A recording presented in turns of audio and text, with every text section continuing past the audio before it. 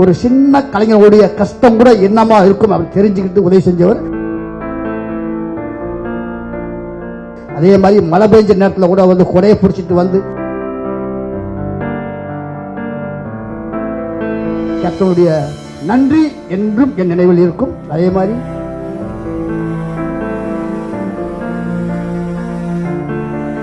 இந்த நினைவேந்தல் நிகழ்ச்சியில் கலந்து கொள்ள வாய்ப்பு கொடுத்த தமிழ்நாடு மேடை நடன கலைஞர்கள் சங்கத்திற்கும் நான் சார்ந்திருக்கும் தென்னிந்திய திரைப்பட ஸ்டண்ட் யூனியன் சார்பாக நன்றியை தெரிவித்துக் கொள்கிறேன். கேப்டனை பற்றி சொல்லணும்னா எல்லா பெரிய பெரிய ஜாம்பவான்கள் இருக்காங்க, நான் பெருசாக சொல்ல முடியாது. வேடிக்கை பார்த்த மனிதனாக கோழிக்காரன், சந்தூர பூவை, பூந்தோட்ட காவல்காரன் வேடிக்கை பார்த்த மனிதனாக இருந்த நான் தவசி, நிறைஞ்ச மனசு, பேரரசு, சுதேசி, எங்கலாசான், சகாப்தம் வரைக்கும் அப்படி கூட ஒரு 10 படம் பண்ணக்கூடிய பெரிய ஒரு வாய்ப்பு கிடைத்தது கேப்டனோடு. அதோடு முக்கியமான ஒரே ஒரு விஷயத்தை மட்டும் சொல்லி முடிச்சுக்கிறேன். என்னுடைய ரிசப்ஷன், ஏன்னா சின்னவங்க பெரியவங்க பாகுபாடு பார்க்காம கேப்டன் எல்லாத்தையும் சமமாக மதிப்பாரு அப்படிங்கிறதுக்கு ஒரு சின்ன நிகழ்வு சொல்றேன். என்னுடைய ரிசப்ஷனுக்கு பத்திரிகை கொடுக்க நானும் நண்பர் பிஆர் கோவிந்தா சார் அவர் வீட்டுக்கு போயிருந்தோம். அவ்வளவு கூட்டம். ஏன்னா 2006 எலெக்ஷன், 2005 எனக்கு மேரேஜுக்கு போய் ரிசப்ஷன் பத்திரிகை கொடுக்க போயிருந்தோம். உள்ள கூப்பிட்டு அந்த டைம்ல எங்க இருக்குன்னு கேட்டாரு. அப்ப பிஸியா இருக்காரு, ஏதோ ஒரு ஊர் சொன்னாங்க. பரவாயில்லை, அந்த ரிசப்ஷனுக்கு நம்ம வருவோம் சொல்லி அதுல இன்னொரு சம்பவம் கூட நடந்தது. இந்த தாம்பாள தட்டுல எல்லாம் வந்து இந்த ஆப்பிள் ஆரஞ்சு எல்லாம் வச்சு கொடுத்தோம் இல்லையா, ஒரு தாம்பாளம் தான் இருக்கும் அந்த டைம்ல, ஒவ்வொரு தாம்பாளம்ல இருக்கிற ஒண்ணுதான் இருக்கும்.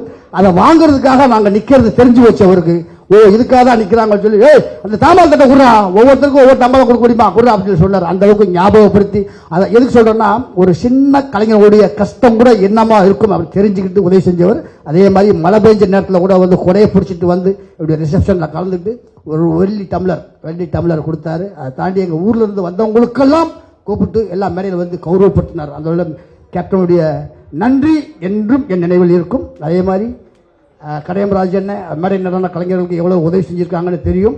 பல கலைஞர்களுக்கு வாய்ப்பு கொடுத்திருக்கிறார்.